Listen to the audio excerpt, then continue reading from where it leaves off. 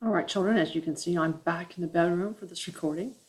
Um, Section 5.4 is about the French and Indian War, and I'm going to go over this on this screencast, but we will have to talk more about it in class too.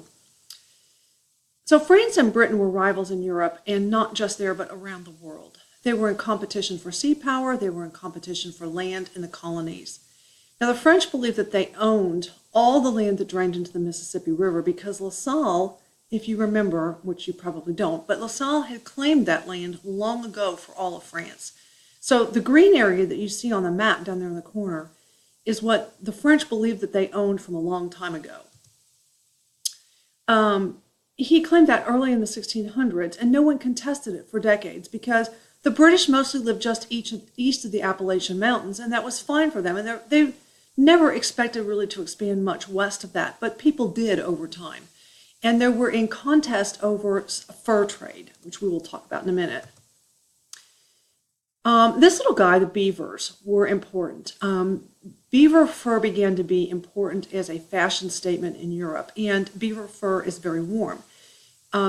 Beavers are in Europe, but they had hunted them out mostly, and so they were looking for them over here, and they are everywhere over in North America. Since the Ohio River drains into the Mississippi River, and La Salle had claimed everything that drains into the Mississippi River for France, well, he then figured that the Ohio River is part of France's land. The problem is that the headwaters of the Ohio River start up in the Appalachian Mountains.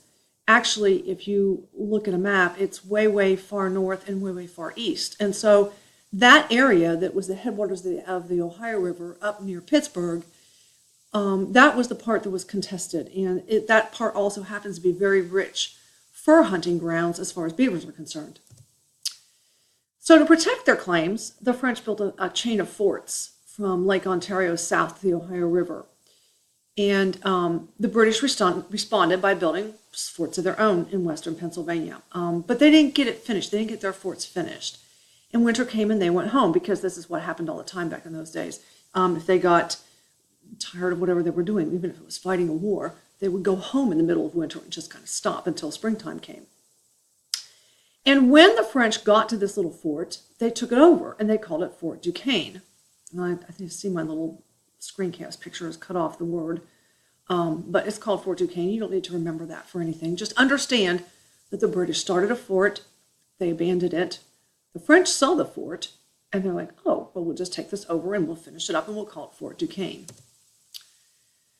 All right, well, springtime came, and they decided, the British, well, we should go back there and finish up our fort. And one Lieutenant Colonel George Washington was sent there by the governor of Virginia in the spring of 1754. Again, look, we're way, way far down the timeline here, 1754. So he leads some militia down there to go figure out what's going on at the fort and finish up the fort and drive the French out of the Ohio River Valley. Washington soon realized that the fort had been taken over by the French, and he set up a new fort, and it was a very sad excuse for a fort, and he called it Fort Necessity. And there's a picture of a reconstruction of it down there in the corner, and it was pretty ineffective and pretty sad excuse. Native Americans would not help Washington. You need to understand one thing during this period of time. Both the British and the French were trying to enlist the help of the Native Americans. The French were using the Native Americans as guides and as go-betweens to help them hunt for these beavers. And the British were wanting that as well. And so when fighting would break out between the French and the British, little skirmishes and little tiny outbreaks of not really war, but just little fighting, they would want the Native Americans to side up with them. Well, the Native Americans are not about to side up with George Washington because they can look at his sad excuse for a fort and they realize he's going to lose. So he's not going to get any help from Native Americans in this little battle here. The British come under terrible fire from the French and the Native Americans, and they're forced to surrender right away. So his very first outing as a British military officer, George Washington doesn't do himself very proudly. However, the third and fourth bullet points are important here because I know this this is going to sound a little odd, but Washington is beginning to, with this battle, he begins to develop a reputation with the Native Americans as someone almost larger than life. Because he literally had a hole shot through his coat. He had horses shot out from under him, and yet he himself was not injured in any way. And they knew this. They knew this. They saw it happening before their eyes. They're like, how is this possible? We shoot right at him, but yet he's not injured and he's not hurt. And they labeled him. They don't know who he is yet, but they labeled him as he who cannot be killed. And he began to have a reputation even before he becomes anyone known in history as, well, he's that American general. He can't be killed. We're kind of a little bit leery of him, even though he was defeated with his men. We're a little bit spooked by him because it was weird that he just couldn't be taken down. All right, so let's talk about these Native American alliances a little bit because you need to kind of have a grasp on that. As I said, both the French and the British, they want the help from the Native Americans on both sides. The French already had many Native American alliances because they had been in that area for a long time and they had had these people as trading partners. And honestly, the French fur trappers had lived in the area for a long time, and some of them had even married Native American women, had become blood ties with some of these Native American groups, and so were considered part of the family almost as far as that was concerned. The British tried to make a treaty with something called the Iroquois Confederacy. I want you to look at the map down at the bottom. The Iroquois Confederacy is mostly in the state of New York, what we know as New York today.